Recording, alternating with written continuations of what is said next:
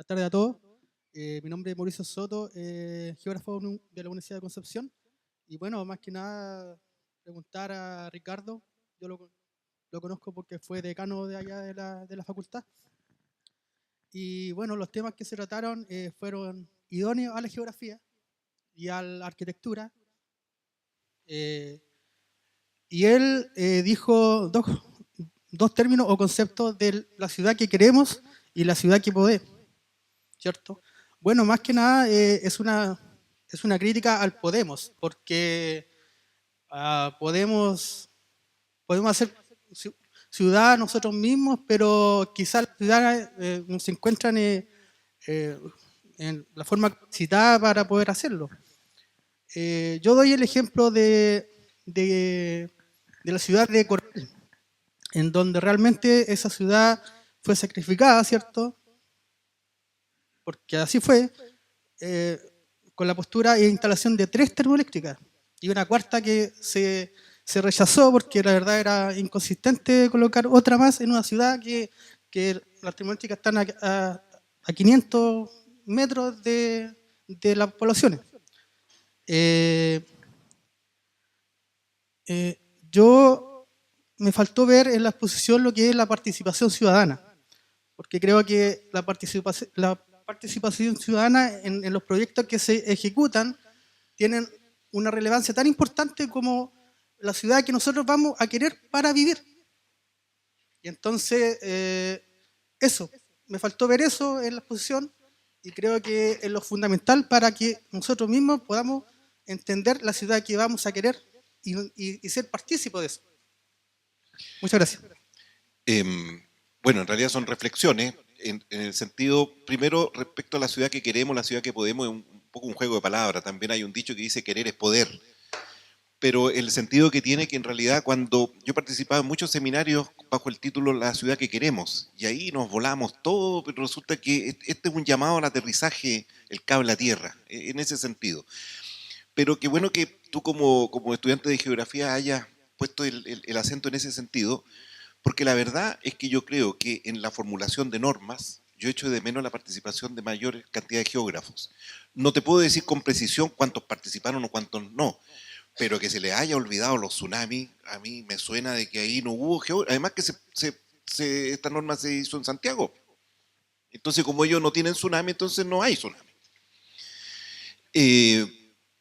Y respecto a la participación ciudadana, yo coincido absolutamente. Yo creo que la participación ciudadana es un elemento fundamental para hacer ciudades, pero una participación ciudadana hecha con una ciudadanía informada, a través de mecanismos claros de toma de decisión, porque yo he participado en estos eventos y de repente no están muy bien organizados, a veces la gente no sabe muy bien, con una ciudadanía realmente informada y con mecanismos de participación preestablecidos, yo creo que es una cuestión fundamental e impecable para poder formular la ciudad, voy a decir la ciudad que queremos. ¿Habían otras?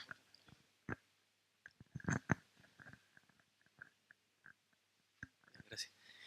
Bueno, felicitarlos a ambos porque encontré que bueno, las imágenes decían mucho y no solo impactan, sino que tienden a querer movilizarlo a uno. Mi pregunta es concreta, tiene que ver con una imagen que usted mostró acerca de la Plaza de Concepción pasando como un tren y el Sí, otro lado en el pasado, lo mismo. sí. Y me acordaba de que por ahí alguien dijo que es posible que la plaza y las manzanas que están alrededor puedan ser, por ejemplo, peatonales, como en algunas ciudades importantes de Europa. O sea, mi pregunta es, ¿qué se está haciendo en eso y qué problemas técnicos podrían existir para que eso se haga? Porque hay demasiada locomoción alrededor. O sea, hay demasiada esquizofrenia alrededor de la plaza y Sí. prácticamente la gente no va a pasear, va a tensionarse más. Perfecto, muchas gracias por la pregunta, porque en realidad permite aclarar algún par de cosas. Primero, yo coincido absolutamente que esta pareciera que es una ciudad del auto, no una ciudad de las personas. Efectivamente hay ideas de querer armar un área peatonal, ¿ya? Y evidentemente sacar los vehículos. Y sobre todo propiciar la locomoción colectiva, que la verdad que quienes tienen vehículos prefieren eso, en circunstancias que la locomoción colectiva, pero si fuera, como todos nos imaginamos, rigurosa, que pasan a la hora, como todos hemos visto a veces en algunos otros lugares que pasan a las 3:35 y pasa el bus, a eso apunta. Yo creo que debiéramos propender a un transporte público eficiente y no tanto los vehículos. Ahora, hay algunas ideas. La municipalidad está impulsando algunos planes. Te doy un ejemplo. Se quiere propiciar, por ejemplo, las bicicletas. Y hay una idea que se está en este momento discutiendo, y la puedo lanzar aquí como un adelanto, en poner una gran ciclovía a lo largo de O'Higgins y sacar todos los vehículos que están estacionados y que pagan parquímetro. Claro, muchos están con los permisos porque ahí están carabineros y está la... Pero imagínense ustedes, sacar eso y poner una ciclovía, pero abajo, digamos, no por la vereda, porque por la vereda no han funcionado, la gente no lo respeta, sino abajo, a todo el largo, y en O'Higgins. ¿Y por qué en O'Higgins? Para dar una señal de que el centro se lo toma la bicicleta y se lo toman las personas y que los autos son los que debieran batirse en retirada. Hay ideas sobre eso, no es fácil llevarlo adelante porque siempre falta el que para el dedo y dice, mira, por tanto, somos especialistas en buscar el por qué no se puede más que buscar las ideas, pero hacia allá va, porque hacia allá va el mundo en realidad. Uno puede ver ciudades en donde el peatón es el que manda y eso debiera también plasmarse acá. Buenas tardes a todos. Bueno, también unirme a la felicitación de la exposición. Ambas estuvieron muy buenas y sirve para reflexionar un tema que en realidad se abandona bastante, desde la educación preescolar hasta incluso la academia. Mi intervención, mi reflexión, o sea, quería más que nada ver lo que usted me podía decir con respecto a la última frase que sacó, o sea, perdón, el título, que era lo que podemos hacer con respecto al desarrollo urbano. Porque mucho se habla de cómo ha ido evolucionando el desarrollo de las respectivas ciudades, pero lo que me gustaría tocar en la reflexión es a qué puede apuntar cada ciudad. Porque yo no soy muy metido en el tema, en realidad ni siquiera compete a lo que estoy estudiando, pero se habla a veces de ciudades dormitorios, ciudades empresariales, y en consecuencia, por ejemplo, esta misma idea de la ciclovía. No es que se pueda ser aplicada en todas las ciudades que uno quiera meter la ciclovía, porque en realidad si no tenemos una cantidad notable de ciclistas, ¿para qué instalar una ciclovía como tal? ¿Me entiende? Me preguntaba cómo ve usted, y en realidad abierta a los dos si quieren intervenir, es las limitaciones que tiene propiamente una ciudad para tener un proyecto de la misma. ¿Qué se tiene que decir con respecto a eso? Porque es fácil llegar y tirar ideas, pero si la sociedad misma o la comunidad que la constituye no está dispuesta a ser parte de este proyecto, no le veo sentido. A ver, yo, si me permite, yo he llegado a una conclusión después de darle vuelta a todas estas cosas, que viene de antes en realidad, no viene solamente desde acá, de la presentación. ¿Saben lo que yo creo que lo que es permanente para nosotros? Lo permanente es el sitio. Los terremotos se encargan de destruir todo. Pero lo que sí estaba antes cuando se funda Concepción y se traslada es el sitio. ¿Y qué es lo que es el sitio? Es el cerro, el río, los dos ríos, son las lagunas, eso es lo permanente. Y es justo de lo que nos olvidamos. La gente mucha no sabe que existe la laguna Los Custodios, Lo Méndez, Lo Galindo apareció por los monos. El sitio, el Cerro Caracol.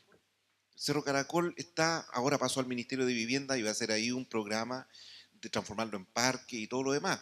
Pero después de años que estuvo botado aquí mismo, era un paseo. Yo cuando niño me acuerdo que iba con mi padre al mirador chileno, que llegó hasta por ahí, porque resultó que construyeron una torre, que murió el mirador chileno. La gente, a propósito de participación ciudadana, criticó mucho esa torre Entel porque se iba a acabar el mirador chileno y que era un patrimonio. Y se eliminó eso. Yo creo que ustedes que son jóvenes no saben lo que era eso. Era un hito que quedó el mirador alemán. Eran paseos. Está el mirador alemán en este minuto. Bueno, pero lo que yo quiero decir es que el sitio es lo fundamental y yo creo que de ahí debemos agarrarnos y poner en valor aquello. Aló. Ya. Primero que nada, no es necesario que tú tengas que estudiar una carrera que tenga que ver con el tema, porque la ciudad es un hecho transversal, es un hecho cultural, un ente vivo que nos pertenece a todos, como el patrimonio, también es transversal. En ese sentido creo que tenemos que sentirlo así como para poder empezar a no pensar que solamente el patrimonio compete a los expertos, ¿ya? En ese sentido, por ejemplo, a propósito de lo que decía Ricardo, de la ciclovía o en este caso del parque, ¿quién le preguntó a los ciudadanos qué parque querían o qué parque necesitábamos? Yo dudo un poco, dudo un poco del éxito del proyecto, aunque por supuesto que es interesante que se hagan cambios estructurales, si es que hay algunas deficiencias, pero habría sido súper interesante que se incluyera la participación ciudadana para que el parque sea exactamente el reflejo de lo que nosotros estamos queriendo y necesitando. En ese sentido pienso que muchas veces hay algunas imposiciones desde los expertos, que somos todos nosotros, o sea, ahí hay un mea culpa, con respecto a que muchas veces tenemos una visión un poco importada, eurocéntrica, y copiamos algunos modelos sin reflexionar mucho si esos modelos podrían ser útiles o válidos o validados por la sociedad en la cual los vamos a insertar. Entonces, el tema de la ciclovía, como decías tú, puede ser súper interesante, puede ser desde el punto de vista de que nos parece una buena solución de ciudad aplicable. Yo creo que se ha reflexionado mucho sobre el tema del ciclismo en una ciudad como Concepción, porque tiene las condiciones para ser efectivamente una buena ciudad cleteable. Pero hay otras cosas, otros modelos que se importan donde no existe esa reflexión, donde no existe esa participación ciudadana en la reflexión, y creo que están destinados directamente al fracaso.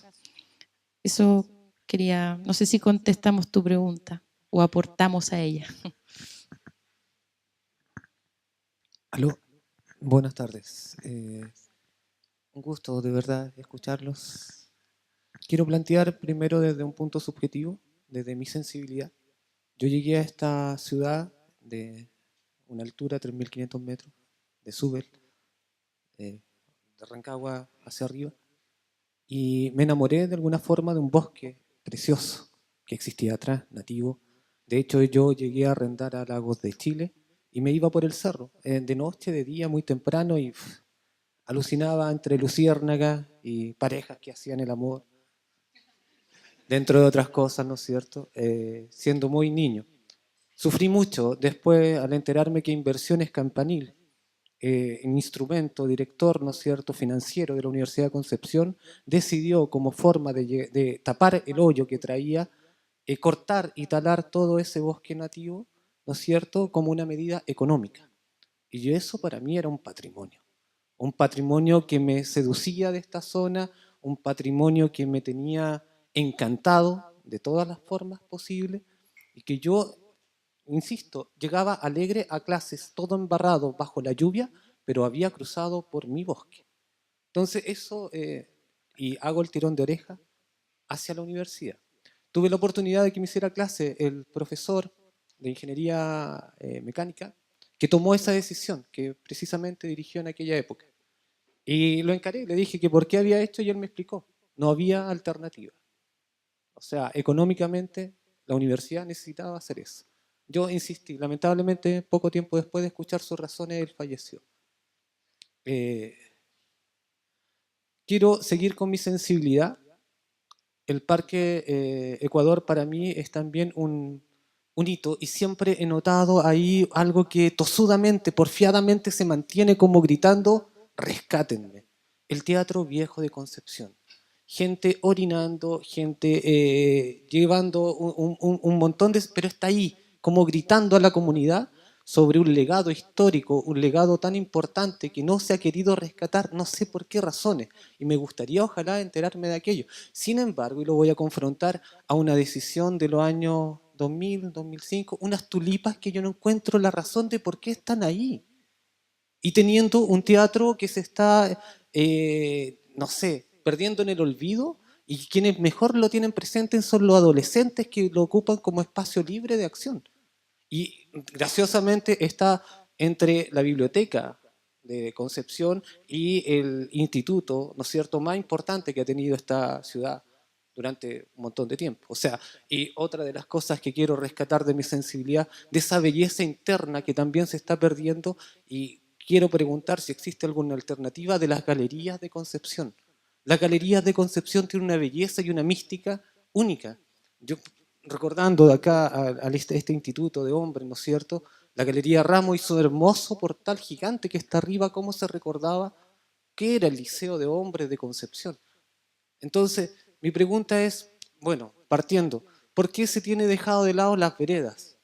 Hablamos de un montón de cosas, pero aquí, o sea, después del terremoto del año 2010, después de estar unido con tanto esta zona, a mí me duele todavía ver espacios sitierazo dentro del propio centro, las veredas completamente destruidas, pero hemos visto el nacimiento y crecimiento, ¿no es cierto?, de moles que no sé cómo lo hacen y lo salen, pero no tenemos ni siquiera el suficiente visión de poder arreglar unas simples veredas. Que a gente de la tercera edad, yo he hablado acá con personas que son tradicionales de acá, que hablaban de la cultura de la plaza, que en un sentido antiguo se caminaba en un sentido, después en el otro, y las que tenían pareja daban la vuelta. Cosas hermosas que se pierden. Y dentro de un marco de urbanidad y patrimonio, me gustaría de alguna forma, partiendo por el tirón de oreja, ¿no es cierto?, a la universidad, ¿qué se hace para poder mejorar eso? Y, por favor, las tulipas todavía no las entiendo. Y es una prueba de terremoto, quedó demostrado. Yo pensé que a lo mejor se iba a caer una, pero no. Gracias. Bueno, en primer lugar, yo creo que es muy interesante, tal como tú lo planteas, es percibir la ciudad desde la sensibilidad. Yo creo que es el mejor de los enfoques, porque es de ahí donde podemos percibir de mejor manera. Bueno, tocaste bastantes temas. Yo me voy a referir al teatro, entre otros temas que tú tocaste. El teatro, tal vez me tomo de ahí también de las veredas. Todo eso tiene proyecto. El teatro tiene un proyecto de recuperación que lo hizo Carlos, que siempre se me olvida el nombre, y Nostroza, que está listo el proyecto y está a la espera de financiamiento. Y qué mejor demostración de algo que nadie se ha dado cuenta. Cuando vino el terremoto, se cayó el Alto Río, la torre está, todo lo nuevo. Y vayan a ver esa ruina, quedó tal cual. Y no se cayó. Todos decían o pensaban, bueno, a lo mejor eso debió haberse caído y no se cayó. ¿Qué mejor muestra de que se puede permanecer perfectamente y en algún momento puede ser recorrible y el proyecto está? Las veredas, el proyecto está me parece que tiene financiamiento en este minuto y se va a iniciar luego. Pero los plazos no son los plazos, no quiero decir humanos, sino no son los plazos ciudadanos. Uno quiere las cosas inmediatamente. Me acuerdo perfectamente cuando asumió el intendente anterior, que era arquitecto, y todos los colegas le dimos una comida por el hecho de ser nuestro colega y profesor de alguno de nosotros en aquella oportunidad, y dijo una frase interesante que me quedó dando vuelta. Dijo, aquí faltan proyectos técnicos, falta que se desarrollen proyectos, porque plata hay. Y la frase que me gustó, que dijo yo, cajón que abro, encuentro plata, pero no hay cómo gastarla, porque faltan los proyectos. Entonces hay uno con...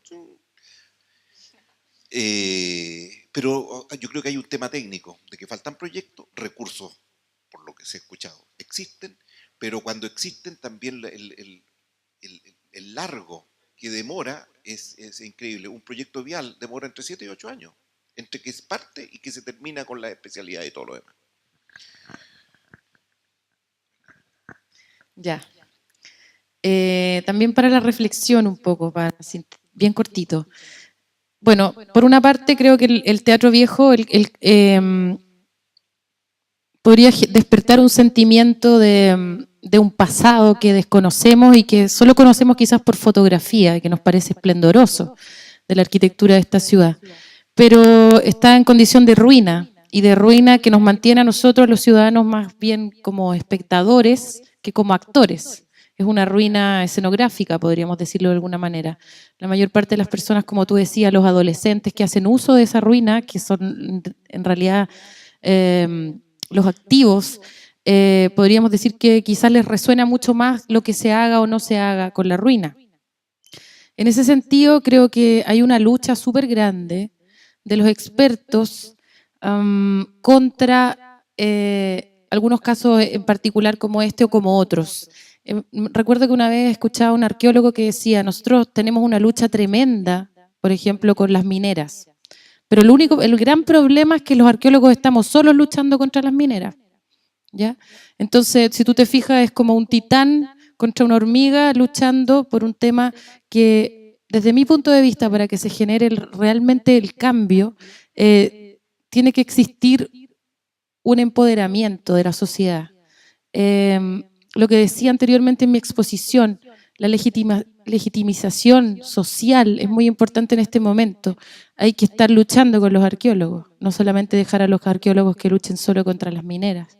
En ese sentido, creo que también tenemos responsabilidad como ciudadanos de visibilizar estas situaciones, ya sobre todo en un momento en que el cambio se ha despertado desde los estudiantes, por ejemplo, o desde la sociedad civil.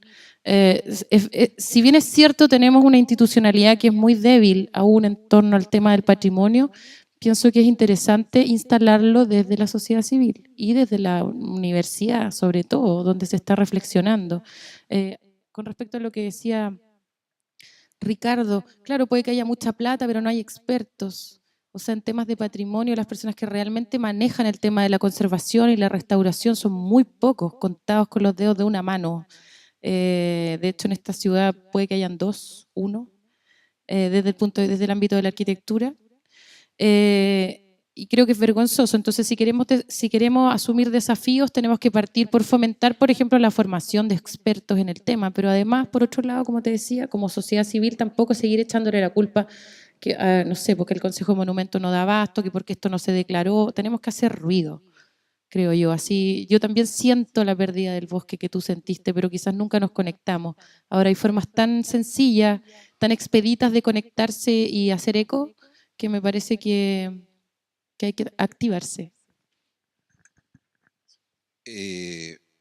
Tomo el micrófono brevemente, porque resulta que tal como fue señalado, a las 8 me están esperando en otro lado y son las 8:30.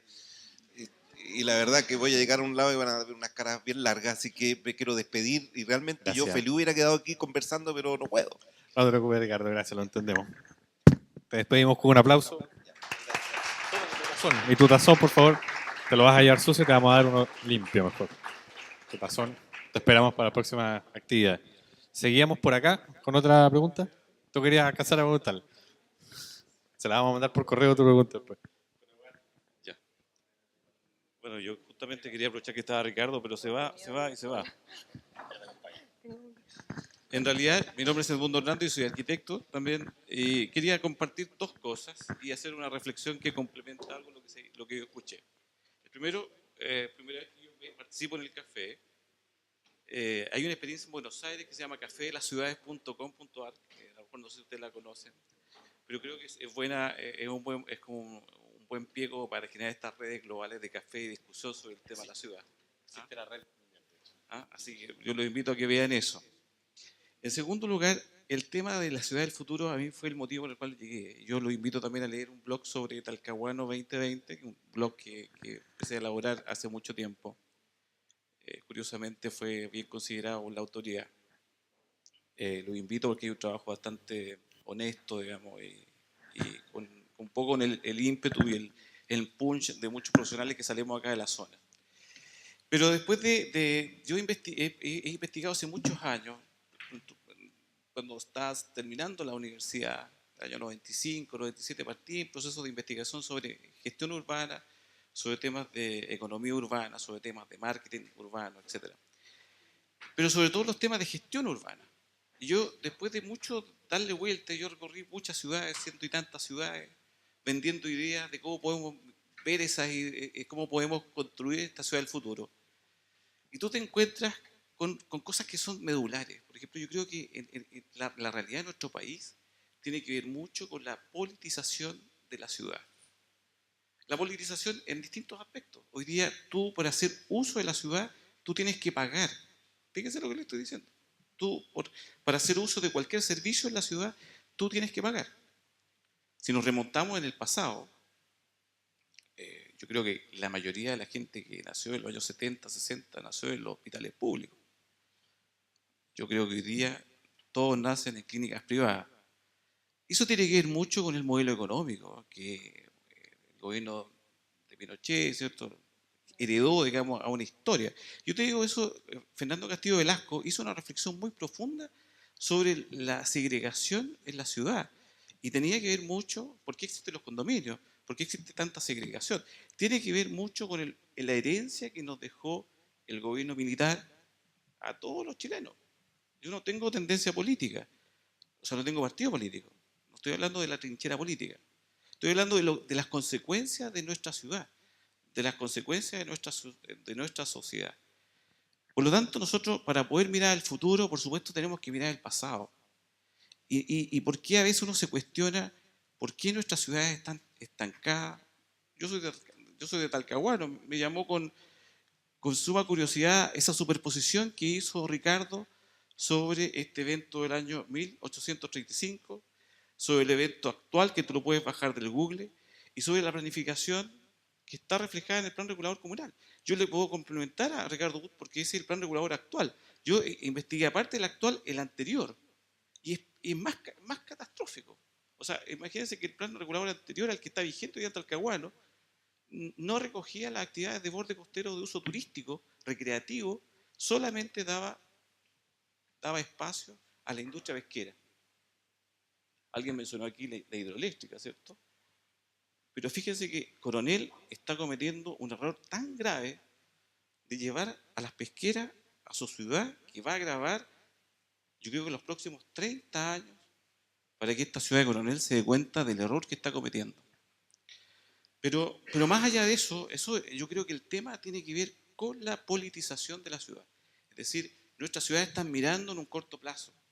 Ricardo está a cargo del plan Concepción 2030 y qué bueno que Concepción mire a 20 años. Yo creo que hay que ser más ambicioso, hay que mirar a 50 años. Yo creo que hay que mirar la ciudad del 2050, no hay que mirar la ciudad del 2030. Porque tiene que ver, bueno, 20 años es una unidad de tiempo que tiene que ver con el cambio generacional. Y eso creo que sí refleja en esta ciudad, en estos miradas a los 20 años. Pero para solamente colocar este tema, y lamento que Ricardo se haya ido porque justamente él está en este tema de las decisiones públicas, pero también quiero compartirlo. Creo que el tema de la politización es tremendamente importante y creo que uno tiene que poner sobre la mesa preguntas claras. Por ejemplo, ¿qué es lo que buscan los políticos? Los políticos buscan votos. Y mientras hagan bien la pega, que ganen sus votos. La pregunta es, ¿qué buscan los privados? Los privados buscan plata. Por lo tanto, si hacen una buena pega, que ganen plata. Pero creo que la pregunta de fondo es, ¿qué busca la gente? Yo creo que en ese proceso uno se da cuenta de que la gente lo que busca hoy día es participar. Y participar en forma activa. Y creo que desde ese punto de vista, en la medida que el empoderamiento, como lo dijo ahí la colega, creo que puede ser una respuesta a la educación y la participación. Fíjense que en Santiago, si ustedes han seguido los hechos, muchos de los proyectos que pudieran generar impactos negativos en la ciudad, la comunidad se ha organizado y ha generado justamente medidas de presión para que esos proyectos no se puedan ejecutar, o bien esos proyectos sean reconsiderados o definitivamente estos proyectos cobren un rumbo distinto. Pero para redondear la idea, yo más que nada quería compartir una experiencia de años, pero creo que el punto, la piedra de tope está ahí. Hoy día nuestras ciudades tienen un tesoro escondido, toda la ciudad tiene un tesoro escondido. Pero más allá de eso, yo creo que nuestro estancamiento en la planificación de nuestra ciudad se debe a este periodo de 4 años que tienen los alcaldes, en donde el que llega borra lo anterior y el que viene nuevo desconoce, digamos, o tiene su propuesta y no está mirando esta mirada de ciudad de largo plazo. Eso más que nada quería compartir. Bueno, a propósito de lo que tú dices, un poco la reflexión desde mi punto de vista es que comparto mucho de las cosas que tú dices. En ese sentido creo que el modelo neoliberal que tenemos como herencia y contra el cual hemos sido un poco débiles para hacerle frente, nos hemos dejado seducir un poco por este modelo que es tan seductor también, ha llevado a esa privatización, como bien dices tú, de bienes y servicios que siempre seguramente a generaciones anteriores le parecieron públicos, como de derecho público. En ese sentido, este modelo también, si tú te fijas, tiende a lo individual, mucho más que a lo común. El tema del patrimonio, por lo menos, está en torno a lo común, a lo comunitario. Es un sentimiento común. El patrimonio, como decíamos, es transversal. Y en ese sentido, cuando tú decías la ciudad de Coronel, por ejemplo, en 20, 30 años más se dar cuenta del error que cometió, yo creo que la gente ya se dio cuenta hace rato.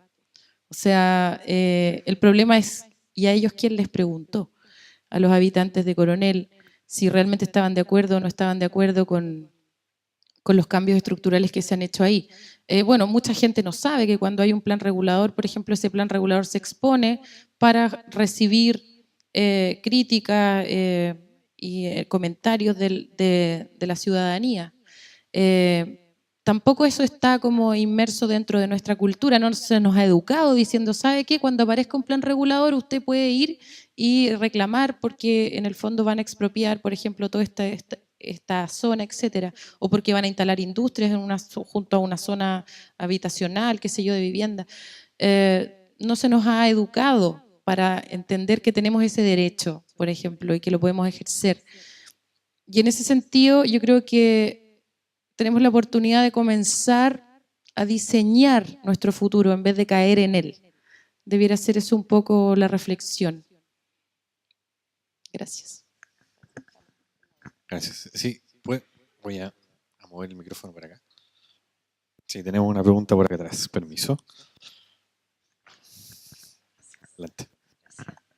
Hola, buenas tardes. La verdad es que mi intervención iba muy en la línea de las dos o tres cosas que se han mencionado en el último rato, así que no me voy a repetir.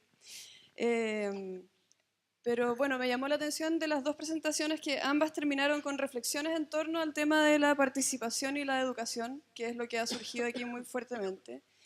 Y coincido con lo que se ha señalado en el sentido de que es un punto fundamental, digamos, de toda la discusión.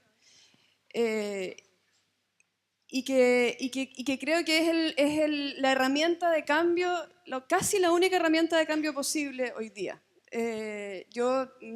Mi área no es el área de patrimonio, me interesa como ciudadana y por eso estoy aquí, pero he trabajado por muchos años en el tema ambiental y los temas ambientales, los conflictos ambientales no se solucionan de ninguna manera que no sea con empoderamiento y participación de las comunidades. Y a mí me parece que todos los temas sensibles que tienen que ver con el bien común son resorte de la comunidad porque vivimos, como decía Marianela, en un sistema neoliberal donde el Estado que nos conduce, digamos, responde a ese sistema y a ese esquema y no responde al bien común. Por lo tanto, creo que la forma de hacerlo, la herramienta, digamos, con la que contamos cada uno de nosotros es esa. Sin embargo, hay el problema como estructural que yo veo es que hay una ignorancia suprema en el país en el que vivimos. A mí me da yo no soy profesora de la Universidad de Concepción y me da mucha pena, pero no me sorprende que aquí prácticamente no haya ningún profesor de la Universidad de Concepción. Es porque el tema no interesa. O si no interesa, al menos no se sabe de él. Así como que...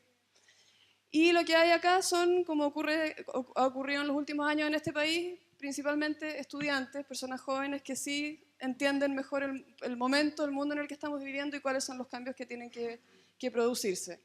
Entonces, lo que me surge de aquí, yo vine porque me interesa el tema, me interesa como aprender y entender lo que es el patrimonio, que es una materia sensible y que creo que tiene que ver con la calidad de vida mía, de mis hijos, de mi familia, de mi entorno. Pero me parece súper interesante que surja este tema en tantas personas que han hecho intervenciones, porque en algún punto, aun cuando tal vez no todos lo entendamos con total claridad, creo que todos vemos que esa es la herramienta con la que contamos. Y esa herramienta, creo que el desafío que tenemos para el futuro, todos nosotros, es empoderarnos, ¿cierto?, quienes somos más sensibles al tema, pero al mismo tiempo también como poner sobre la mesa que hacen falta hacer muchas cosas en ese ámbito. O sea, hay un tema con la educación que es dramático. No, a mí de verdad o sea, en la mismísima Universidad de Concepción se intentó eliminar a los cabros que andan en skate y haciendo piruetas en bicicleta. En la mismísima Universidad de Concepción se plantaron unas palmeras que son una vergüenza, que ni siquiera son palmas chilenas, son palmeras de no sé dónde. En la mismísima Universidad de Concepción, ahora me di cuenta hace un tiempo atrás, se está construyendo un edificio en esa explanada que está, o al menos se asoma, digamos, en esa explanada que está, no sé si tiene un nombre, pero la que está detrás de la Laguna de los Patos. Entonces, si en ese lugar, que es un privilegio en la Universidad de Concepción y que es donde está la élite intelectual de este país, no se hacen las cosas como corresponde, bueno, falta muchísimo por hacer todavía, pero yo creo que el kit del asunto está ahí, en educar para la participación, pero para una participación informada, digamos, y no una participación superficial o mal conducida o vulnerada, que es lo que ocurre hoy día en montones de ámbitos en nuestro país. Eso, gracias. Muchas gracias. Un comentario súper cortito para cerrar. Bueno, estoy absolutamente de acuerdo con Magda y sus reflexiones, me parecen muy pertinentes. Yo también.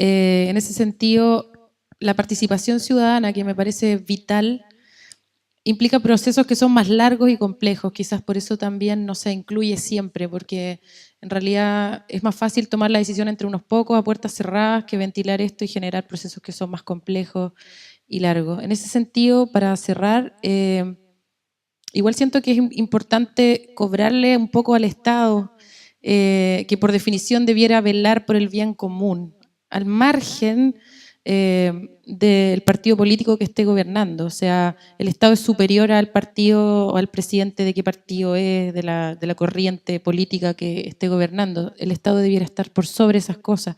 Y en ese sentido creo que el Estado se ha desentendido de muchísimos temas y delegándolo a privados, como el crecimiento de la ciudad, por ejemplo, el tema del patrimonio, el tema medioambiental, etcétera. Ojalá que no veamos replicado justamente ese modelo aquí en nuestra propia universidad. Necesitamos también ser partícipes del proceso, de la reflexión de cómo queremos ver crecer nuestra ciudad, por ejemplo, nuestra ciudad universitaria, que es patrimonio de Chile, como se dice por ahí.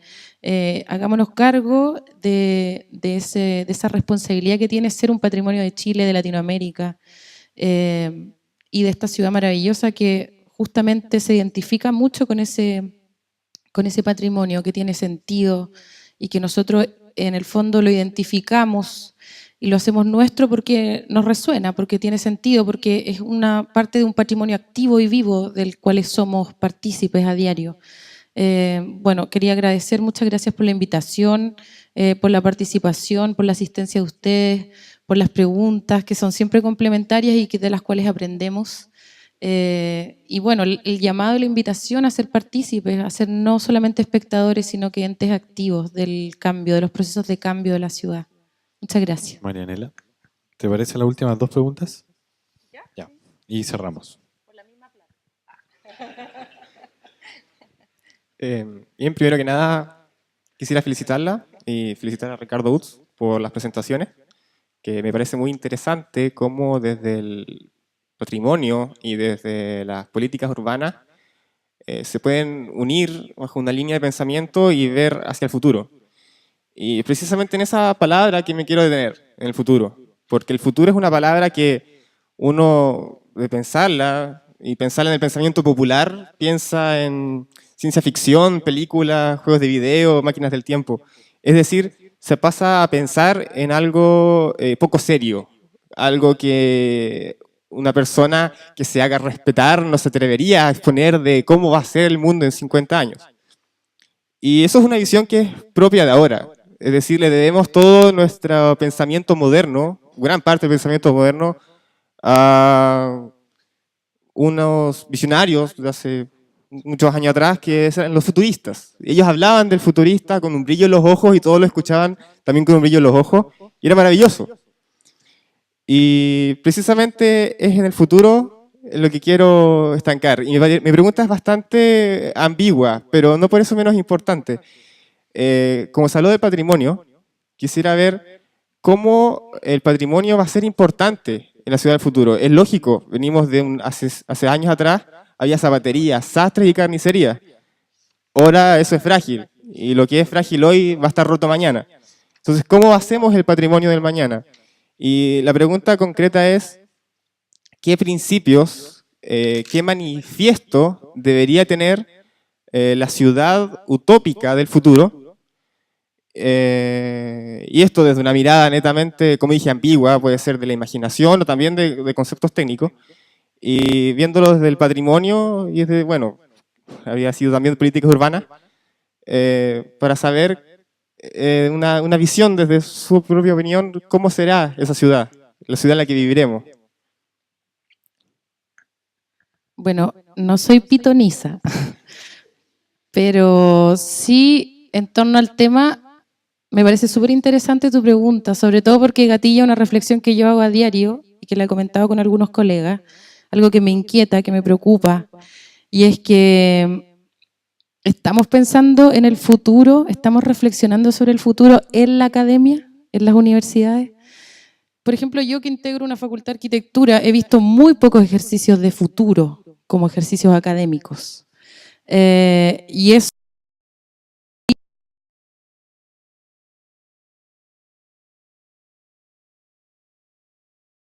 de esos movimientos de vanguardia, los futuristas, como tantos otros, estaban justamente pensando en el futuro todo el tiempo, desde la utopía, desde el ejercicio de la utopía, que pienso que es algo que ha desaparecido en la formación y en el ejercicio de reflexión que debiera hacer la universidad. Ese ejercicio intelectual es exquisito cuando uno de repente puede pensar en el futuro sin tanto compromiso, porque cuando ustedes se dan cuenta que cuando salimos al mundo de la realidad, esa realidad nos consume un poco, no tenemos que hacer frente con responsabilidad, pero el ejercicio de maravilloso, magnífico de pensar desde la utopía, me parece que el lugar más apropiado es la academia y no existe. Eso como primera reflexión. Ahora, el ejercicio de pensar en el futuro, en realidad cuando tú dices futuro, habría que ver en cuánto tiempo, en qué lapsus estamos pensando. En ese sentido creo que la velocidad y la inmediatez tiene que ver también con un poco la tónica del modelo en el que estamos viviendo. Ya no nos proyectamos mucho, tratamos de resolver a corto plazo. Hay muchos que dicen que los plazos están dados por los periodos que dura un presidente o un decano, etcétera. En ese sentido, falta el ejercicio de la mirada a largo plazo, como dices tú. Eso quería reflexionar sobre eso, más que quizás poder decirte cómo va a ser la ciudad del futuro, me interesaría sembrar la inquietud, sobre todo desde la academia, en que ejercitemos el pensamiento futuro, la tecnología, un pensamiento integrado. Si te fijas, cada vez más inclusivo, la ciencia, las artes, la cultura deben estar involucradas en temas como, por ejemplo, la ciudad, que es una cosa transversal. Por lo tanto, no es exclusivo, sino que es inclusivo. Y eso tampoco lo estamos ejercitando, sobre todo en una universidad donde tenemos todas las disciplinas en un mismo campus. No estamos reflexionando sobre temas que debiéramos reflexionar no solamente los arquitectos, sino que también los ingenieros, también los geógrafos, los antropólogos, los sociólogos, etcétera. Me parece que estamos haciendo las cosas un poco parceladas, ¿ya? Y eso también me parecería como una buena política para hablar del futuro. Bien. Vamos a leer un comentario entre medio, después la última pregunta que la tenemos guardada, sí. Y después, antes de que se olviden, por favor, las listas de asistencia. Lo que pasa es que, mira, yo creo que te escuché atentamente y escuché la respuesta, y yo creo que hay una cosa que es tremendamente importante y que está en la charla, lo que dijiste tú, que tiene que ver con la relación tiempo y espacio. Ahí Ricardo Wood habló de sitio, pero si tú analizas realmente la relación tiempo y espacio, yo creo que sí podemos ser ambiciosos y podemos mirar la ciudad del futuro. Y lo voy a plantear de una forma completamente en la cual ustedes pueden medirlo. Hoy día estamos en el año 2014. Hoy día esta ciudad, si analizamos escenarios de tiempo de 50 años, podemos decir que hoy día es la ciudad del futuro de 50 años del año 1960. Por lo tanto, lo que nosotros hemos construido en los últimos 50 años ha sido lo que esos planificadores, esos arquitectos o esas autoridades pensaron en ese horizonte de tiempo que se trazaron. Es más, si fuéramos un poquito más ambiciosos, podemos volver 100 años atrás y nos damos cuenta que hoy día somos la ciudad del futuro de alguien que pensó hoy día hace 100 años atrás. Entonces la pregunta que nosotros nos podemos hacer para esta ciudad del futuro, y si pudiéramos viajar a través del tiempo y pudiéramos visualizar cómo van a ser esos hechos futuros, hay una disciplina que tiene que ver con la prospectiva. Esa disciplina existe, una disciplina técnica en la cual tú puedes concatenar un conjunto de futuros proyectos. Por ejemplo, tú puedes tomar todas las inversiones públicas que va a hacer un gobierno y tú las puedes colocar en un escenario de tiempo. y puedes evaluar o podrías llegar a especular sobre los impactos que esos proyectos van a generar sobre la población. Como alguien, volviendo al ejemplo de ¿cómo se llama? Las hidroeléctricas, ¿cierto? Tú puedes mirar lo que le va a pasar a Coronel en 30 años más y tú ya puedes tener un escenario futuro.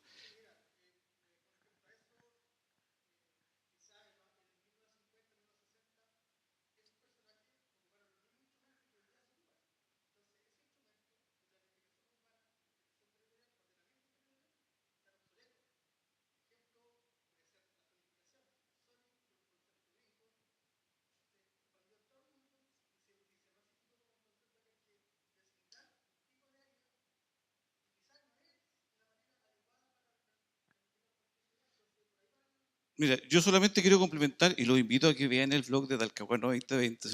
Hay un trabajo bastante riguroso, perdón, es la publicidad directa. Pero fíjense que ahí hay un análisis, ustedes lo revisan atrás. Hay un análisis que dice por cómo Talcahuano avanzó durante 100 años. Y voy a ser súper responsable de lo que estoy diciendo. Fíjense que Talcahuano se conoció históricamente como el primer puerto militar, industrial y pesquero. Y yo antes del año 2008 me pregunté, bueno, ¿y por qué? Y me puse a indagar. Me acerqué, pedí información en la Armada, fui a la Corfo, le planteé a unos ingenieros pesqueros por qué la industria pesquera surgió en Talcahuano.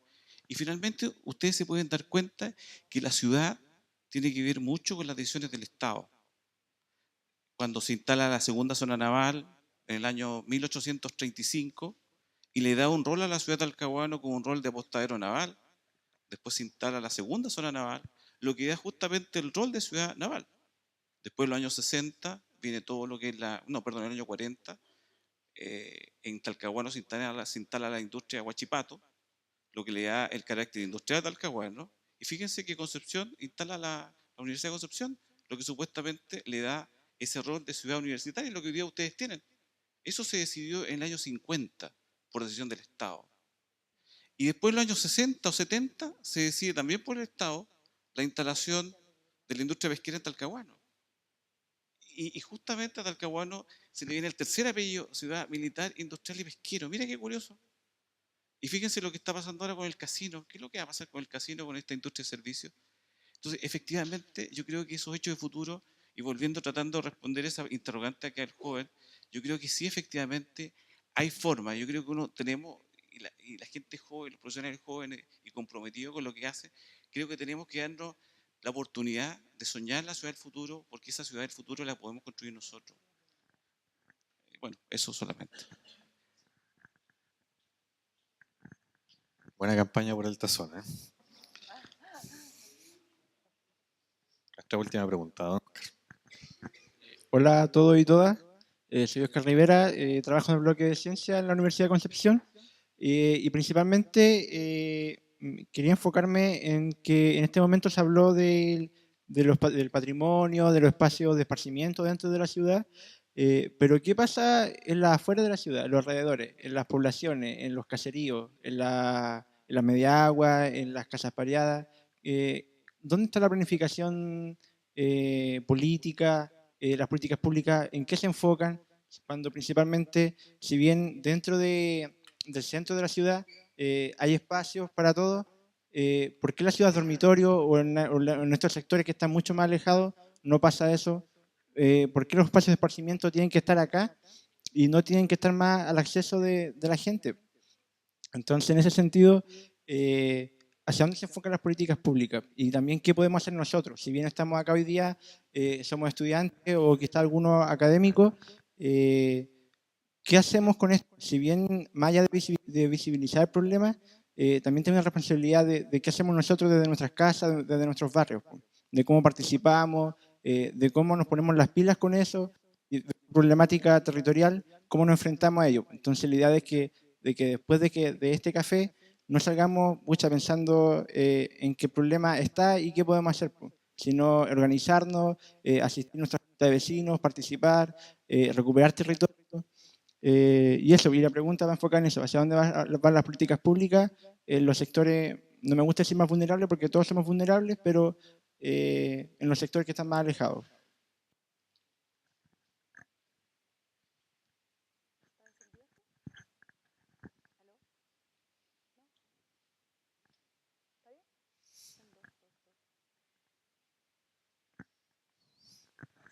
Voy a llevar este. Ya. Ahí sí. Ya. Sí.